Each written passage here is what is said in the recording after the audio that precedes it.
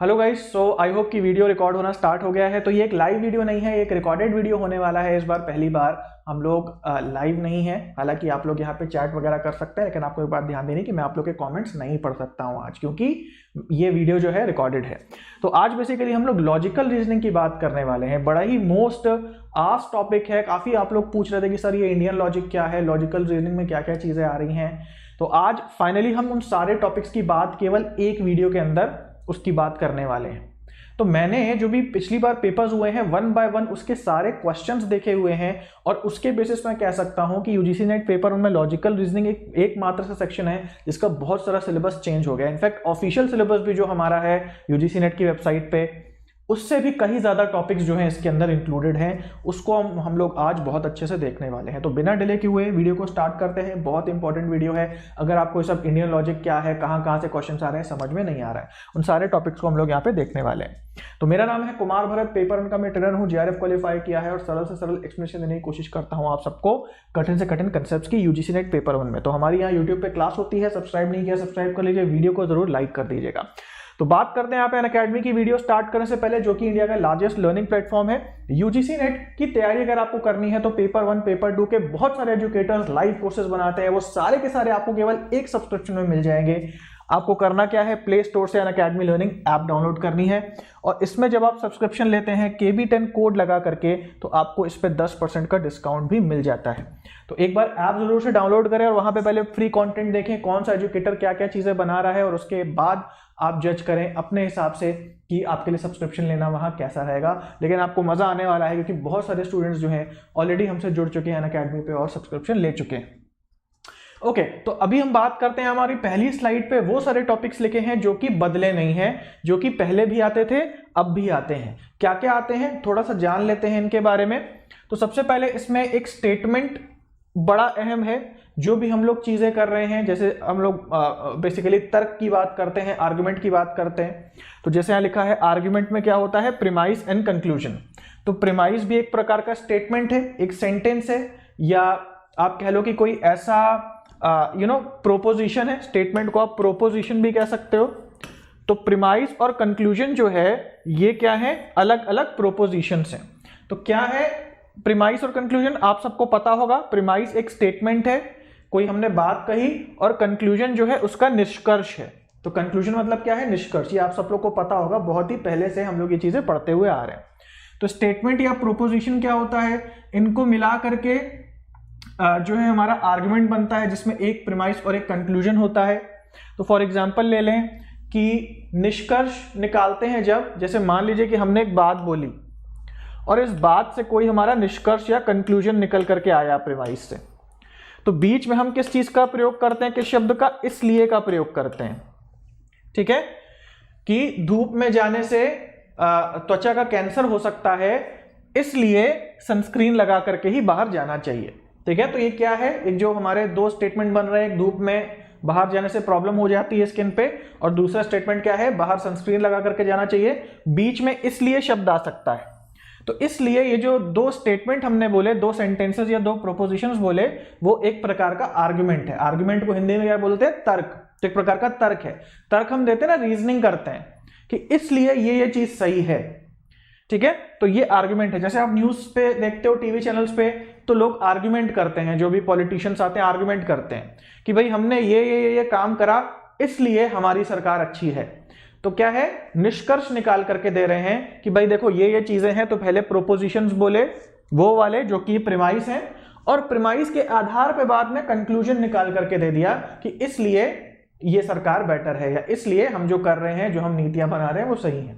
ठीक है, तो अपनी बात को वैलिडेट करना, अपने बात को सिद्ध करने के लिए हम आर्गुमेंट का प्रयोग करते हैं। अपनी बात को रीजन देने के लिए कि हम जो कर रहे हैं वो क्यों कर रहे हैं, क्या इसमें सही चीज है, इसको हम आर्गुमेंट कहते हैं। तो दो चीजों से मिलकर बनता है प्रीमाइस और कंक्लूजन। अच्छे से जानेंगे जब हम एक एक टॉपिक की वीडियोस बना करके इसको पढ़ेंगे। आज की वीडियो में हम लोग केवल ये सारे टॉपिक्स देख रहे हैं। तो उसके बाद अगला आता है सिलोजिज्म, जो कि एक प्रकार का आर्ग्यूमेंट ही है। आर्ग्यूमेंट ही सिलोजिज्म है।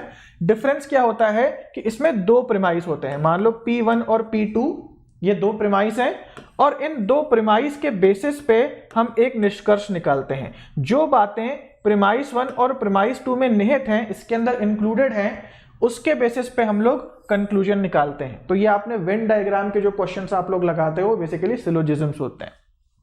अगला हमारा टॉपिक है कैटेगोरिकल प्रोपोजिशंस। तो प्रोपोजिशंस क्या है आप सबको पता होगा, AEIO करके प्रोपोजिशंस होते हैं। अगर नहीं पता है कोई बात नहीं, आप नेट पे सर्च करेंगे आपको समझ नहीं आएगा क्योंकि ये बहुत कठिन टर्म्स में लिखा होता है। तो आगे हम लोग इस पे वीडियोस बनाएंगे, लेकिन अभी ये बात ध्यान देने वाली है कि कैटेगोरिकल प्रोपोजिशंस आपको पता होने चाहिए।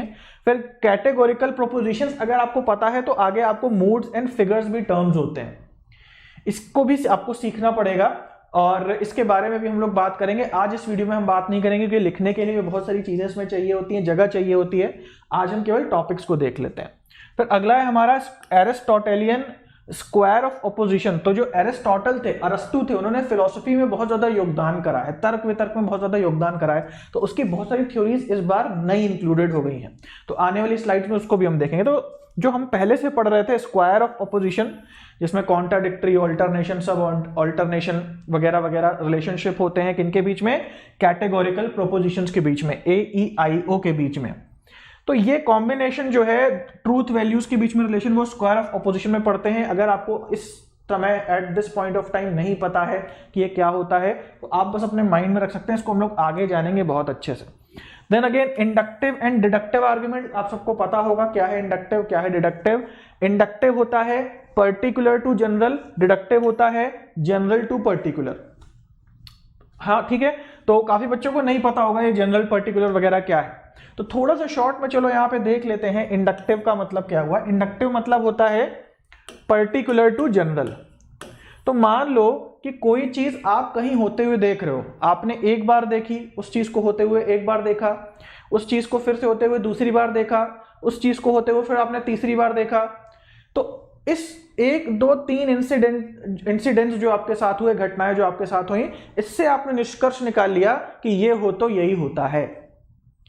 तो आपने क्या करा, आपने पर्टिकुलर इंस्टेंसेस से एक एक जो आपके लाइफ में इंस्टेंस हुए, जो घटनाएं हुई, उससे आपने एक जनरल सूत्र निकाल लिया। तो अलग अलग घटनाओं से जब हम एक जनरल सूत्र निकालते हैं, कुछ जो हमारी लर्निंग होती है वो इंडक्टिव कहलाती है। और इजी तरीके से एग्जाम्पल से देखते हैं। मान लीजिए कि आपने अपने एक दोस्त को किताब दी, उसने बोला समय पे लौटा दूंगा, नहीं लौटाई, आपने कहा चलो कोई बात नहीं, वो पर्सन खराब होगा। फिर आपका एक दूसरा दोस्त बना, वो भी आपसे बुक ले गया, उसने बोला समय पे लौटा दूंगा, समय पे नहीं लौटाई। फिर तीसरा दोस्त बना, उसने भी बोला कि समय पे किताब लौटा दूंगा और उसने नहीं लौटाई। तो ये क्या है, ये पर्टिकुलर इंस्टेंसेस हैं। ये पर्टिकुलर मतलब एक एक करके आपका फ्रेंड जो है आपको धोखा दे रहा है।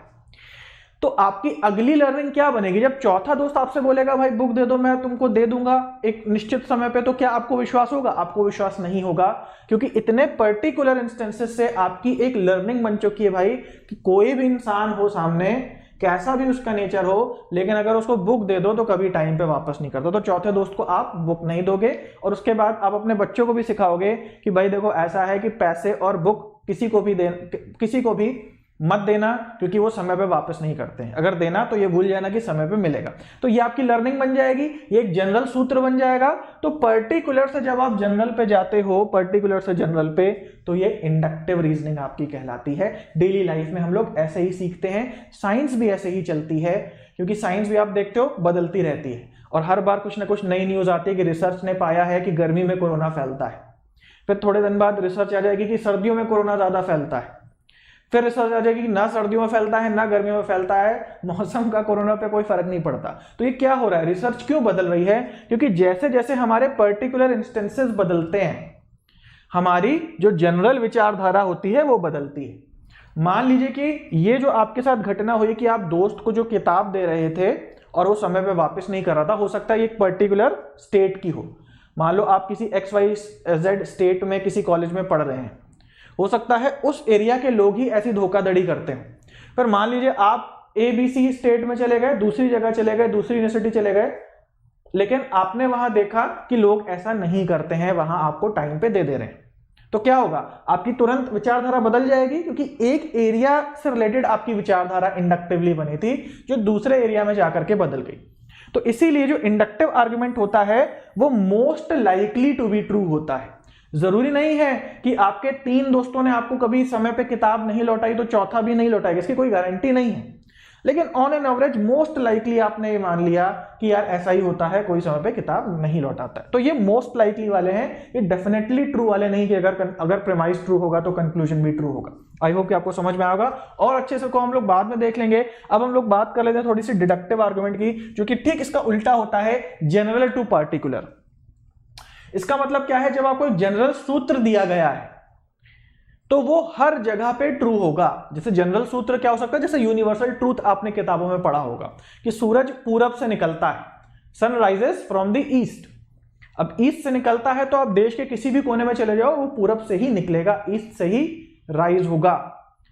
ठीक है, आप इंडिया में जाओ, आप यूएस में जाओ, आप नॉर्वे जाओ, आप लंदन जाओ, आप कहीं पे भी चले जाओ, ये जनरल स्टेटमेंट नहीं बदलेगा। तो ये बिल्कुल उल्टी बात है डिडक्टिव में कि जनरल सूत्र को हम अलग अलग जगह पे टेस्ट करते हैं और वो हमेशा सही पाया जाता है। ठीक है, तो ये है इंडक्टिव और डिडक्टिव। उसके बाद अगला है असर्शन एंड रीजनिंग।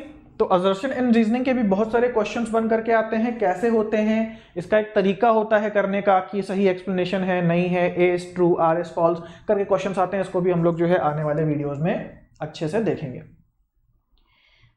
ठीक है जी, तो ओके आगे बढ़ते हैं। अच्छा अगला देखते हैं, अब हम लोग थोड़ी सी बात करते हैं इंडियन फिलॉसफी की। तो ये जो है बड़ा ही आप लोग के लिए एक चैलेंज होगा, क्योंकि इस बार ऐड हुआ है, इसकी कोई खास किताब नहीं है। अगर आती भी होगी तो जो फिलॉसफी है बहुत ज़्यादा इसके अंदर है, क्योंकि मैंने भी सारे क्वेश्चंस देखे हैं, पूरी एनालिसिस करी और उससे मैंने यही पाया कि भाई बहुत बड़ा, बहुत वास्ट सिलेबस है इसका। फिर भी जो क्वेश्चंस मुझे मिले उनके बेसिस पे उससे एक एक ऑप्शन से एक एक वर्ड से एक एक क्वेश्चन के एक एक वर्ड को देख देख के उससे अननोन वर्ड्स निकाल करके मैंने एक लिस्ट बनाई है। पूरा कोर्स जो है मैं प्रिपेयर करूंगा जब भी हम लोग उसको पढ़ेंगे। यहां पे इंडियन फिलॉसफी को बहुत अच्छे से पहले सेक्शंस बना करके देख लेते हैं कि आखिर क्या क्या चीजें इसके अंदर इंक्लूडेड है। तो जो इंडियन फिलॉसफी है इसके स्कूल ऑफ थॉट है, मतलब कि अलग अलग तरीके के मीडियम्स हैं। जैसे कि हम लोग स्कूल पढ़ते हैं ना कि भाई एक स्टेट बोर्ड है, एक सीबीएसई बोर्ड है, तो आप देखते हो सीबीएसई बोर्ड की मान्यता थोड़ी अलग होती है, थोड़ा सा अलग उनका करिकुलम होता है। स्टेट बोर्ड का अलग होता है, आईसीएसई का थोड़ा अलग होता है। उसी तरीके से जब किसी चीज पे हम रिसर्च कर रहे होते हैं, कोई स्टडी कर रहे होते हैं, तो उसके अलग अलग मत वाले लोग बन जाते हैं कि कुछ लोग इस मत को मानते हैं, कुछ लोग इसको मानते हैं, कुछ लोग इसको मानते हैं। वो एक टाइम पे भी हो सकते हैं, उस समय के साथ साथ भी हो सकते हैं। जैसे मान लो कि एक पर्सन जो है, एक विचारधारा जो है एक किसी निश्चित समय पे बड़ी कॉमन है, हो सकता है कुछ समय के बाद वो विचारधारा चली जाए और उसकी जगह एक नई विचारधारा आ जाए। जैसे टीचिंग की लर्निंग थ्योरीज में हम लोग पढ़ते हैं कि पहले चलती थी बिहेवियरिज्म से सिखाने का बड़ा क्रेज था, बहुत ज्यादा उस पर लोग बात करते थे, लेकिन वही चीज कुछ समय बाद कॉग्निटिविज्म में बदल गई। तो अलग अलग थॉट, अलग अलग मत के हिसाब से ये हमारे दो टाइप के बेसिकली इंडियन फिलॉसफी के स्कूल ऑफ थॉट्स हैं। पहला है आस्तिक और दूसरा है नास्तिक। तो आस्तिक नास्तिक का मतलब ईश्वर से मत लेना, क्योंकि जनरली हम लोग हिंदी टर्म्स यूज करते हैं थोड़े से बदले हुए मीनिंग से, तो ये संस्कृत के शब्द हैं, हिंदी के नहीं है, तो इनका मीनिंग थोड़ा अलग है। आस्तिक का मतलब है आस्था। आस्था मतलब किसमें? वेदों में। तो जो स्कूल ऑफ थॉट थे जिनकी वेदों में आस्था थी, जो मानते थे कि वेद जो है वो देववाणी है, देवताओं ने सीधा बताया है, श्रुति से लिखे गए हैं, श्रुति स्मृति टर्म्स है जिसके बारे में हम लोग इसमें बात करेंगे। तो जो श्रुति से लिखे गए हैं, सुना ऋषि मुनियों ने, भगवान ने बोला और उसको लिख दिया, ये बड़े ही सेक्रेट टेक्स्ट है और इसी को मानना है। तो ऐसे जो विचारधारा वाले स्कूल थे, स्कूल ऑफ थॉट थे, वो आस्तिक के अंतर्गत आते हैं। तो कौन कौन से हैं? वेदांता है, न्याय, वैशेषिका, मिनीमासा एंड सांख्य। ये जो है हमारे ऑर्थोडॉक्स स्कूल ऑफ थॉट्स हैं, ऑर्थोडॉक्स दर्शन के जो है मत वाले एक तरीके से ग्रुप है, और सबको हम लोग को पढ़ना पड़ेगा। इन सब में से अच्छे खासे डिटेल्ड में क्वेश्चंस आ रहे हैं। ठीक है, तो वेदांता में क्या बोला है, न्याय में क्या बोला है, क्या क्या चीजें हैं, इनकी फिलॉसफीज क्या है। न्याय जो है इस दुनिया को, परमात्मा को, ब्रह्म को, तर्क को कैसे देखता है, ये सारे सब में जो है थोड़ी अलग अलग चीजें हैं, कुछ सिमिलैरिटीज हैं, इनको हम लोग पढ़ेंगे। दूसरा हमारा आता है नास्तिक, यानी कि अनऑर्थोडॉक्स। अनऑर्थोडॉक्स का मतलब है कि जो वेदों पे विश्वास नहीं करते हैं, और इंग्लिश अगर टर्म्स देखें तो आपको और थोड़ा जानकारी मिलेगी कि ऑर्थोडॉक्स मतलब जो पुराने हैं, जो पहले चलते थे, और पहले चलते थे, यानी कि अनऑर्थोडॉक्स जो बाद में आए वो मॉडर्न हो गए, तो उन्होंने देखा कि जो पुराना चल रहा था उसमें बड़ी ग्लिच हो गई है, बड़ी प्रॉब्लम हो गई है, लोगों को कुछ समझ नहीं आ रही बातें, तो इन्होंने बोला कि हम नास्तिक हो जाएंगे। नास्तिक होने का क्या मतलब है? यहाँ पे वेदों पे विश्वास नहीं करना है, अपनी थ्योरी बनानी है, अपनी चीजें बनानी है और उसको अपने शिष्यों को बताना है। तो क्यों हुआ ऐसा? भाई आप सब में से काफी लोग के मन में आ सकता है कि भाई वेद तो वाकई परम ज्ञान है, तो ऐसा क्यों हुआ कि आने वाले समय में मॉडर्न टाइम्स में संस्कृत वैदिक काल के बाद हमारा जब ये बुद्धिज्म और जैनिज्म आया तो क्यों वो अनऑर्थोडॉक्स हुए, क्यों उन्होंने वेदों को नहीं माना? उसका एक निश्चित रीजन होता है। देखिए, जब भी हम कोई चीज जब नियम बन जाती है, अगर किसी ने कोई चीज सोची है, आज के जमाने में इन्वेंट करी है, आज के जमाने की टेक्नोलॉजी है, अगर आज के जमाने की टेक्नोलॉजी आज के जमाने में यूज करोगे तो बड़ी यूजफुल है और बड़ी काम की है। लेकिन अगर उसी टेक्नोलॉजी को आपने पकड़ लिया और उसके बेसिस पे आप मशीन बनाने लगे और 10-20 साल तक आप वही मशीन बनाएंगे तो 10-20 साल में वो मशीन पुरानी हो जाएगी। ठीक है, तो इसका मतलब क्या है कि वो मशीन काम कैसे कर रही है उसकी समझ चली जाएगी और हम केवल उस मशीन को फॉलो करते रह जाएंगे। तो वेद गलत नहीं थे अपने आप में, मुझे ऐसा लगता है, लेकिन जो लोगों ने उसको मशीनीकृत रूप से पकड़ लिया और उसी को लेकर के वो लोग चलाने लगे, तो इससे जो है एक भ्रमात्मक स्थिति पैदा हो गई। क्योंकि जिसने श्रुति करी थी, जिसने वेद लिखे थे, वो उस समय की करंट की बात थी, लेकिन जब वो लिख दिए गए और लोगों की उस पर आस्था हो गई तो उस पर आस्था करते करते करते वो नॉलेज इंसानों के माइंड में करप्ट हो गई। उसकी वजह से बहुत प्रॉब्लम्स आने लगी, ग्लिच आने लगी, क्योंकि एक साइड तो हमारे जो पुराण है या जो भी हमारे जो स्क्रिप्चर्स हैं उस पर हमारा विश्वास होता है, उस पर हमारी आस्था होती है, दूसरी साइड वहीं हमारे माइंड में उसकी ग्लिच बनती जा रही है, क्योंकि वो बहुत पुराने समय से चले आ रहे हैं, तो हमको भी एग्जैक्टली पता नहीं है कि उसके अंदर लिखा क्या है और हम फॉलो क्यों कर रहे हैं। तो इस चीज को हटाने के लिए, इस प्रॉब्लम को हटाने के लिए ये अनऑर्थोडॉक्स बाद में आए, जो कि नास्तिक कहा जाता है, जिसका मतलब कि इनकी वेदों में कोई खास रुचि नहीं है या इनको उसको प्रमोट नहीं करते। तो क्या क्या है इसमें? एक तो है पुराने में ही चारवाक, तो चारवाक भी वैदिक काल के समय का है। तो चारवाक जो थे वो मटेरियलिस्ट थे। तो यहां आस्तिक या ऑर्थोडॉक्स ऊपर जितने भी यहां पे स्कूल ऑफ थॉट्स लिखे हैं, ये सारे के सारे आत्मा, परमात्मा, ब्रह्म और दुनिया पे फिलॉसफी देते थे, उसी के हिसाब से तर्क करते थे कि दुनिया जो है ये पूर्ण सत्य नहीं है, ब्रह्म परम सत्य है। दुनिया झूठ है ऐसा नहीं कहते थे, लेकिन दुनिया परम सत्य नहीं है, पूर्ण सत्य नहीं है, और ब्रह्म जो है वो परम सत्य है। उसी से बाद में मटेरियल बनता है, पदार्थ बनता है, सो ऑन। तो बहुत सारी थ्योरीज है जिसके बारे में हम लोग बात करेंगे। तो इसी समय में चारवाक बिल्कुल अलग स्कूल ऑफ थॉट था, बिल्कुल अलग चीज थी, जो मटेरियलिस्ट थे, जो भौतिकवादी थे। तो ये भौतिकवाद को ही सपोर्ट करते थे, ये कहते थे कि भाई भौतिकवाद जो है यही है बिल्कुल सही चीज। तो अभी प्रमाणास एक मिनट देख लेते हैं। आप लोग को पता होगा ना ये प्रमाणास है कि कैसे कैसे हम लोग को नॉलेज मिलती है, कैसे हम लोग नॉलेज को अपने अंदर लेते हैं। तो जो यहां पे चारवाक हैं, ठीक है, चारवाक इसमें केवल प्रत्यक्ष को ही मानते हैं कि जो आपकी सेंसेस, नॉलेज क्या है, नॉलेज कैसे आप ले सकते हो, जो आपकी सेंसेस देख रही हैं और स्पर्श करके या जैसे भी डेटा अंदर ले सकते हैं, केवल वही सत्य है, वही नॉलेज है। चारवाक ये मानता है क्योंकि पूरी तरीके से भौतिकवादी है, पूरी तरीके से मटेरियलिस्ट है। तो चारवाक जो है, ये क्वेश्चन बन सकता है और ये सब चीजें बहुत सारी आती हैं। तो चारवाक जो है इसमें अनुमान को भी नहीं मानता है, इसमें तर्क वितर्क को भी चारवाक का जो स्कूल ऑफ थॉट है वो नहीं मानता है। वो कहता है कि भैया जो दिख रहा है वही समझो, बाकी अनुमान लगाने की भी जरूरत नहीं है, प्रीमाइज एंड कंक्लूजन या आर्गुमेंट बनाने की भी जरूरत नहीं है। और ये बाकी जो है ये उन चीजों पे भी विश्वास करते हैं जो एक्चुअली दिखती नहीं है, जैसे भाई आत्मा है, परमात्मा दिखता थोड़ी है, सेंसेस थोड़ी समझ सकती हैं। लेकिन ये जो हमारे आस्तिक वाले हैं ये इनको मानते हैं। क्यों मानते हैं? क्योंकि वेदों में लिखा हुआ है। ठीक है, तो अब यहां पे आपके मन में आ रहा होगा कि भाई चारवाक तो गलत है फिर भाई, क्योंकि सही बात है, आत्मा परमात्मा तो होती है, हमने ये बात सीखी है, तो भाई चारवाक इतने गलत कैसे हो गए? देखो, जजमेंटल मत होना, इसमें गलत सही की बात नहीं है, इसमें फोकस की बात है। फोकस की बात का मतलब यह है कि भाई अगर आप दुनिया पे भी फोकस करोगे कि दुनिया भी एक सत्य है, आप परमात्मा पे भी सत्य करोगे, परमात्मा भी एक सत्य है, आप प्रकृति पे भी फोकस करोगे, वो भी एक सत्य है, तो आपका फोकस इतना बड़ा हो जाएगा कि आप स्टडी नहीं कर पाओगे।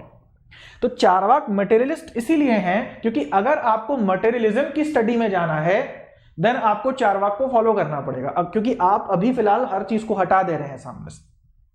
जैसे फॉर एग्जांपल मान लो आपके साथ भी होता होगा ना कि आपके सामने भी पढ़ाई के बहुत ऑप्शंस होते होंगे। मैं बुक से भी पढ़ सकता हूं, मैं अनअकैडमी पे कोर्स भी ले सकता हूं, मैं यूट्यूब से भी पढ़ सकता हूं, बहुत सारे ऑप्शंस होंगे।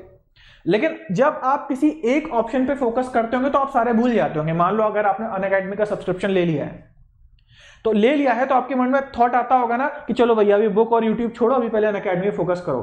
क्योंकि अगर आप अनअकैडमी की ऐप भी चला रहे हो, आप यूट्यूब भी चला रहे हो, आप खुद कंफ्यूज हो जाओगे कि मैं किस पे फोकस करूं।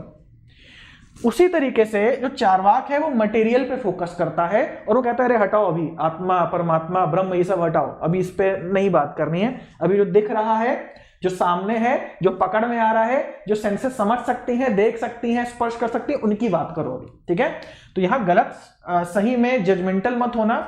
इसका मतलब केवल इतना है कि चार्वाक मटेरियल पे फोकस करता है और जो आस्तिक है वो वेदों में जो ब्रह्म आत्मा परमात्मा लिखा है उस पे फोकस करता है। आई होप कि आपको ये बात समझ में आई होगी।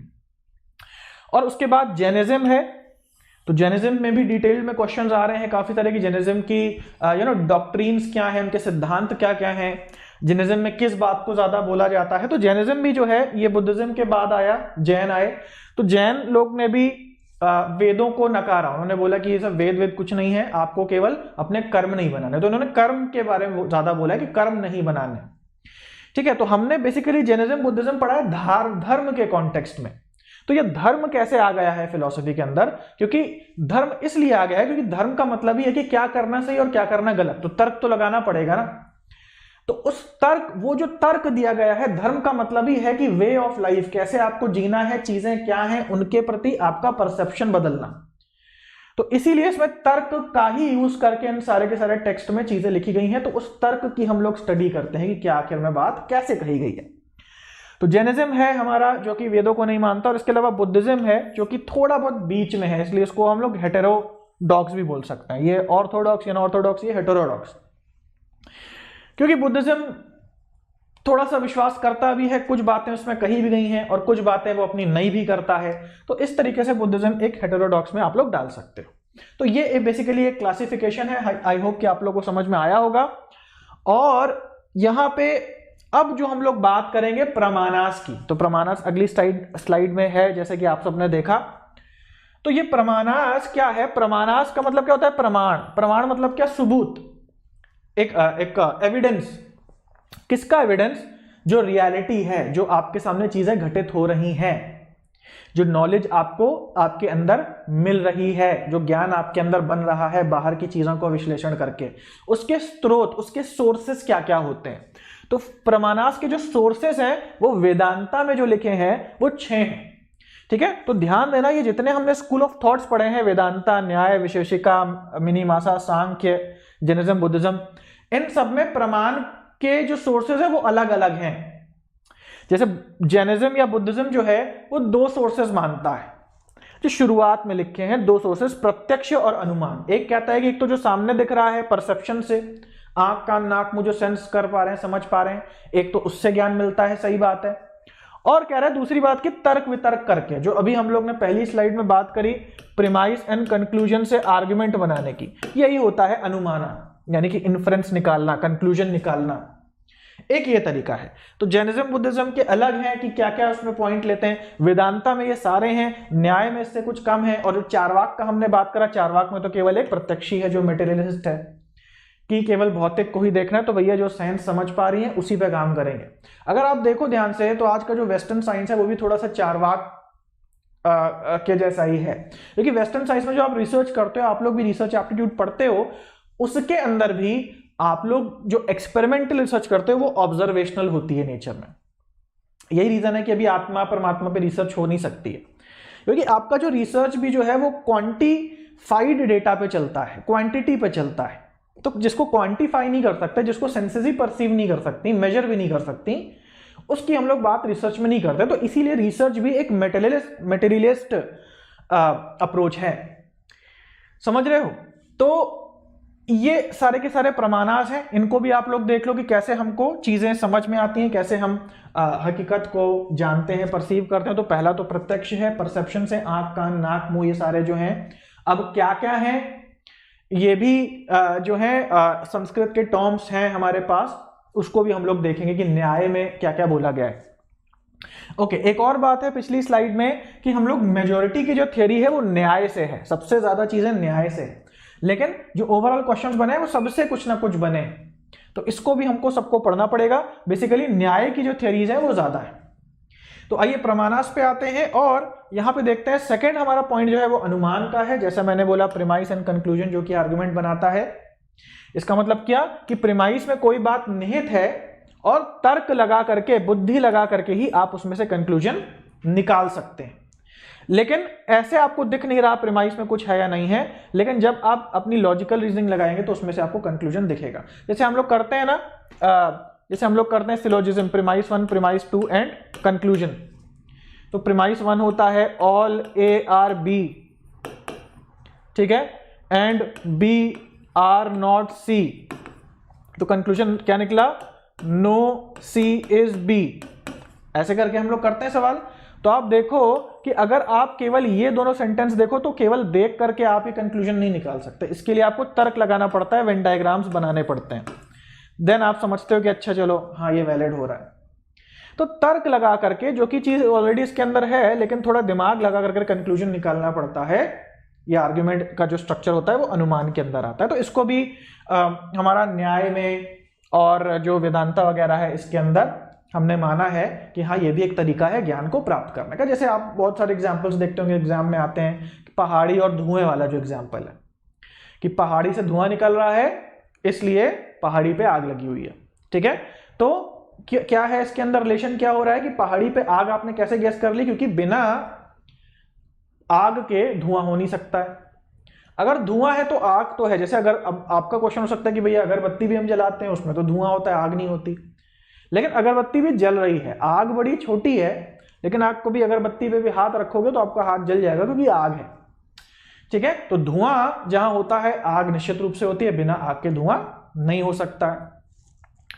तो ये कंक्लूजन, ये जो प्रीमाइस है इसके बेसिस पे हम कंक्लूजन निकाल देते हैं कि पहाड़ी पे आग लगी हुई है। उसको भी हम लोग और डिटेल में देखेंगे। उसके बाद अगला है उपमाना यानी कि कंपैरिजन। जब हम कंपेयर करके चीजों को सीखते हैं, ज्ञान लेते हैं, जैसे कि मान लो कि कोई चीज मैंने देखी नहीं है, मुझे पता नहीं चांद पे क्या होता है। अगर कोई मुझे बताए कि जैसे राजस्थान गए हो ना, जहां वैसी रेत होती है ठीक वैसा ही चांद पे भी रेत होती है, तो मुझे कंपेयर करके समझ में आ जाएगा कि अच्छा चलो चांद ऐसा होता है। तो कंपेयर करके भी हमें नॉलेज मिल जाती है। फिर शब्द है वर्बल टेस्टिमोनी, यानी कि कोई किसी की शब्द सुन के हमें कुछ पता पड़ा। जैसे कि मान लो कि आपके घर में अगर कोई बहुत बड़ा बूढ़ा हो, उनकी उम्र जैसे 90 साल 100 साल वगैरह की अगर हो, और अगर आप उनसे पूछें कि भाई ये जो बंटवारा हुआ था, पार्टीशन हुआ था या आज़ादी हुई थी, उसमें कैसा था क्या था, तो आपको कैसे बताते हैं? शब्दों के द्वारा। उससे भी आपको आइडिया लगता है, उससे भी आपको ज्ञान मिलता है। तो शब्द से भी आपकी जो है नॉलेज बनती है। उसके बाद अर्थपत्ति है, इम्प्लीकेशन यानी कि गेस वर्क। तो गेस वर्क यानी कि जो इंडक्टिव रीजनिंग की हमने बात करी, ठीक है, गेस वर्क से कि मान लो अर्थपत्ति का एग्जांपल हो सकता है कि जैसे जो फला फला पर्सन है, कोई पर्सन XYZ, वो हॉस्टल जाता है। तो हॉस्टल जाता है तो अल्कोहल जरूर लेता होगा, ठीक है। देखो कोई हॉस्टल जाता है, जरूरी नहीं कि सभी अल्कोहल लेते हो या सभी बिगड़ जाते हो या सभी पार्टी जाते हो। लेकिन अगर मान लो एक जनरल ट्रेंड है, उससे आप गेस कर सकते हो कि हाँ भाई ये फला फला पर्सन जो है इस हॉस्टल में जाता है, तो ये पक्का बात ये भी पार्टी में जाता होगा, मजे करता होगा, अल्कोहल लेता होगा। तो इसमें कोई लॉजिक नहीं है, ये गलत भी हो सकता है। जैसे हमारा इंडक्टिव रीजनिंग जो है most likely to be true होता है, जरूरी नहीं होता। वही चीज यहां पे इंडक्टिव रीजनिंग ही समझ लो अर्थपत्ति होता है। फिर अगला है अनुपलब्धि। कोई चीज नहीं मिलती है, नहीं समझ में आती है, तब भी उससे कुछ जानकारी मिलती है। जैसे मान लो कि आप अगर बाहर निकलो और आप रोड गीली नहीं है, तो गीला ना होना भी आपको बता रहा है कि बारिश नहीं हुई है, तो ये भी आपकी जानकारी है। तो जब कोई चीज आपकी सेंसेस समझ नहीं पाती, ऑब्जर्व नहीं कर पाती, तो वो भी एक प्रकार की जानकारी है, और वो जानकारी आपको उस पदार्थ के अनुपलब्धि से हुई है, नॉन एग्जिस्टेंट या नॉन एप्रीहेंशन से हुई है, ठीक है। तो ये प्रमाणाज है, जिसको भी हम लोग और अच्छे से पढ़ेंगे। उसके बाद जो सबसे नई चीज ऐड हुई है, ये प्रमाणाज वाली भी पिछले के पिछले पेपर्स में थी, लेकिन जो इस बार से आ गई है उसको जरा ध्यान से देखते हैं। तो जिस तरीके से हमने वहां पे इंडियन लॉजिक को पढ़ा है, इंडियन थियरीज को पढ़ा है, सेम उसी तरीके से यहाँ पे आ गई है क्या, हमारी वेस्टर्न फिलोसफीज, ये वेस्टर्न फिलोसोफर्स जो थे उनकी बहुत सारी थियरीज जो हैं उनको हम लोग यहाँ पे पढ़ेंगे। अभी हम लोग इसके बारे में बहुत ज्यादा डिस्कस नहीं करेंगे, देख लेते हैं कौन कौन सी थियरीज हैं। एरिस्टोटेलियन मेटाफिजिक्स और सब्सटेंस एंड कॉजालिटी। सब्सटेंस और कॉजालिटी क्या होता है? एरिस्टोटल जो थे बहुत पुराने जमाने में जब फिजिक्स नहीं होती थी तो एरिस्टोटल ने रियलिटी के बारे में बताने की कोशिश की। सब्सटेंस क्या है, पदार्थ क्या है, कॉजालिटी कारण क्या है। इसका मतलब कि जो पदार्थ है, कोई चीज एग्जिस्ट करती है उसको सब्सटेंस बोला है, और वो क्यों एग्जिस्ट करती है, क्या कारण थे कि वो अभी एग्जिस्ट कर रही है, उसको कॉजालिटी बोला है। उसका कॉज, उसका कारण एंड देन सब्सटेंस। इसके बारे में जो उसने थ्योरी दी है वो मेटाफिजिक्स में आती है, जिससे काफी क्वेश्चंस आए हैं, ये आपको अच्छे से पढ़ना है। उसके बाद है anomalies of pure reasoning and phenomenon and noumenon. तो ये हमारा कैंट है, अजीब अजीब सी चीजें हैं, ठीक है, लेकिन आपको थोड़ा सा इसको देखना पड़ेगा, बहुत ज्यादा नहीं देखना है। उसके बाद है clearness and distinctness and mind and body dualism of Descartes, ठीक है। तो ये भी अलग थ्योरीज हैं, तो जो डेस्क्रेटीज ने दी हैं। उसके बाद है pre established harmony by Leibniz. उसके बाद है प्राइमरी सेकेंडरी क्वालिटीज बाय लोक, ठीक है। तो इसके क्या नाम है, आई एम सॉरी अगर मैं गलत प्रोनाउंस कर रहा हूं, मैंने कभी ये नहीं पढ़े हैं और बिल्कुल ही फिलोसॉफिकल जो चीजें हैं इसके अंदर डाल दी गई हैं, लेकिन फिर भी मैंने बहुत कोशिश की इनको पढ़ा, क्योंकि जब मैं पढ़ता था या अब तक ये सब चीजें आई नहीं थी, अब आ रही हैं, अब आपको पढ़नी है। और इसको आपको ये ऐसे भी देखना है कि अगर मान लीजिए कोई आप बुक ले रहे हो, उस पर लिखा है कि अपडेटेड फॉर जून 2021, तो पहले उसको खोल के देख लेना ये चीजें लिखी हैं कि नहीं लिखी हैं वर्बल रीजनिंग के लिए, क्योंकि कभी कदार बस नंबर बदल जाता है और आगे अंक बढ़ा करके बुक को सेल कर दिया जाता है। तो ये बहुत इंपॉर्टेंट है, ये चीजें होनी उसके अंदर चाहिए, तभी आपको मानना है कि भैया वो अपडेटेड सिलेबस है। अगला है हमारा फैलेसीज। फैलेसीज आपको पता होगा, जब भी हम तर्क लगाते हैं, जब भी हम आर्गुमेंट बनाते हैं, प्रीमाइस से जो कंक्लूजन निकालते हैं, हमें लगता तो है कि प्रीमाइस से जो कंक्लूजन निकाला वो सही है, लेकिन एक्चुअली में वो गलत होता है। हम जो नियम लगा रहे हैं वो गलत हो जा रहे हैं हमसे। जब भी आप गलत तर्क लगा देते हो, गलत नियम लगा देते हो तर्कों में, तो उससे गलत कंक्लूजन आपके निकलने के चांसेस बढ़ जाते हैं। इसी को फैलेसीज कहते हैं। आज के जो तर्क हो गए हैं मीडिया में वो फैलेसी वाले हैं। हमारी भी इतनी समझ नहीं है, हम भी कोई बहुत तर्कवादी तो है नहीं, तर्कशास्त्री तो है नहीं, तो हमें भी लगता है बिल्कुल सही बात कह रहा है। जैसे फॉर एग्जांपल एक तर्क तो ये है कि जैसे मान लीजिए कि कोई गवर्नमेंट को कह रहा है कि भाई आपने ये नहीं करा, आपके कहने से महंगाई हो गई, आपके कहने से ये आंदोलन हो रहे हैं, तो उसके जवाब में क्या आता है? उसके जवाब में सफाई नहीं आती कि भाई ये क्यों हो रहा है, उसके जवाब में आता है कि भाई हम तो चलो ठीक है, हम तो जो कर रहे हैं वो कर रहे हैं, लेकिन आपने क्या करा जब आपकी सरकार थी, ठीक है, तो बात क्या करी, घुमा दी। तो अब जो श्रोता है, जो सुनने वाला है, जो देखने वाला है, उसको तो सही लगती है बात कि सही बात है, ये सरकार चलो कुछ नहीं करी प्रेजेंट की, लेकिन पास्ट ने क्या करा। लेकिन अगर थोड़ा दिमाग लगाया जाए तो क्वेश्चन वो था ही नहीं, क्वेश्चन तो आपके ऊपर था, ठीक है। तो ये चीजें बहुत ज्यादा आपको मीडिया में देखने को मिलेंगी। तो ये सब फैलेसीज हैं, क्योंकि जो सुनने वाला है, जनता है, उसके पास ज्यादा माइंड नहीं है समझने का, उसने इतनी पढ़ाई लिखाई करी नहीं है, तो जो बोलने वाला है वो भी इन फैलेसीज का फायदा उठा के चीजों को करता है। तो ये बहुत सारी फैलेसीज हैं। दो प्रकार की फैलेसीज यहाँ पे है, एक हेत्वा भाव है। हेत्वा भाव जो है हमारी इंडियन लॉजिक की फैलेसीज है, जिसके अंदर कौन कौन सी फैलेसीज हैं? सव्यभिचार, विरुद्ध, सत प्रतिपक्ष, असिद्ध एंड बाधित। ये 4-5 टाइप की इंडियन लॉजिक की फैलेसीज हैं, जिसको कि हम लोग और अच्छे से देखेंगे। और काफी सारी वेस्टर्न फैलेसीज हैं, जिसमें हमारा आता है slippery slope, strawman fallacy, appeal to force, appeal to pity, ad hominem, ad populum, appeal to authority, ad ignorantiam and so on. अभी हम लोग बहुत ज्यादा इसको बढ़ा के बात नहीं करेंगे, वीडियो बहुत लंबा हो जाएगा, लेकिन ये सारी फैलेसीज अगर आपको समझ में आती हैं, अच्छे से स्क्रीनशॉट ले लो, लिख लो अपने पास। ये सारे टर्म्स अगर आपको समझ में आ गए हैं तो फैलेसीज का कोई क्वेश्चन जो है आप गलत नहीं करोगे, अगर ये चीजें आपको पूरी समझ में आ गई हैं अच्छे से, ठीक है। आगे और भी बहुत सारी चीजें हैं जिसको हम लोग देख लेते हैं। सबसे पहला कि न्याय में जो एक सेंटेंस होता है, एक वर्बल सेंटेंस होता है, वो कैसे बनता है। तो न्याय में ये बताया गया कि जो आप बोल रहे हो, जो सेंटेंस निकाल रहे हो, जो भाषा निकाल रहे हो, उसमें क्या गुण निहित होने चाहिए, कौन कौन सी क्वालिटीज होनी चाहिए। तो 3 चीज इसके अंदर है, सन्निधि, योग्यता, ये वाई नहीं है टी है, योग्यता, और आकांक्षा। तो सन्निधि मतलब कि कैसे जुड़ा है, सन्निधि कैसे हुई, संधि कैसी हुई है एक दूसरे वर्ड्स की, मतलब सीक्वल क्या है वर्ड्स का। एक ये आपको सेंटेंस बनाने में मदद करेगा। दूसरा योग्यता, जो वर्ड यूज कर रहे हो वो लायक भी है उस जगह यूज करने के कि नहीं है। और तीसरा आकांक्षा, बोलने की जो इच्छा है, ठीक है, आकांक्षा है तो हम जो वर्ड बोलेंगे उसको सही सीक्वल में भी बोलेंगे, और जो योग्य शब्द है, वोकैबुलरी है, उसका भी यूज करेंगे। तो ये इसके अंदर है। फिर है न्याय वर्सेस एरिस्टोटेलियन आर्गुमेंट। तो एक हमने अभी आर्गुमेंट पढ़ा, प्रीमाइस और कंक्लूजन को मिला करके बनता है। न्याय में एक अलग स्टेप्स हैं, अभी उन स्टेप्स की हम लोग बात नहीं करेंगे, न्याय में बिल्कुल अलग स्टेप्स हैं, और उसी के मिलते जुलते स्टेप्स जो एरिस्टोटल ने आर्गुमेंट की डेफिनेशन दी है उसके अंदर भी। और उसके बाद क्या है कि स्टेटमेंट के बहुत क्वेश्चंस बने हैं। स्टेटमेंट 1, स्टेटमेंट 2 दिया है, ट्रू फॉल्स पे बना है कि statement 1 is true, second is false, ऐसे करके उसमें बहुत सारे फिलोसॉफिकल आर्गुमेंट्स आपसे पूछे गए हैं। तो ये भी हम लोग देख लेंगे कि किस किस प्रकार के क्वेश्चंस जो है ये हमारे फिलोसॉफिकल स्टेटमेंट्स वाले जो क्वेश्चंस होते हैं वो बना करके आए हैं। तो आई होप कि आपको समझ में आया होगा क्या क्या चीजें हैं जो नई ऐड हो गई हैं और क्या क्या चीजें आपको पढ़नी है। इस वीडियो में हमने सारे उन टॉपिक्स की यहाँ पे बात करी हुई है।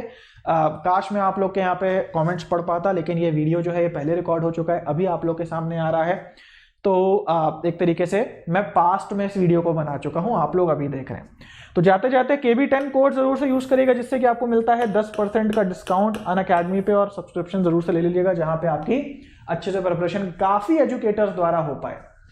और मैं उम्मीद करता हूं आपको वीडियो अच्छा लगा होगा। अच्छा लगा तो इसको जरूर से लाइक करिएगा, दूसरों तक जरूर पहुंचाइएगा शेयर करके, और इस चैनल को सब्सक्राइब जरूर कर दीजिएगा ताकि आपको आने वाली वीडियोस की भी नोटिफिकेशन मिलती रहे।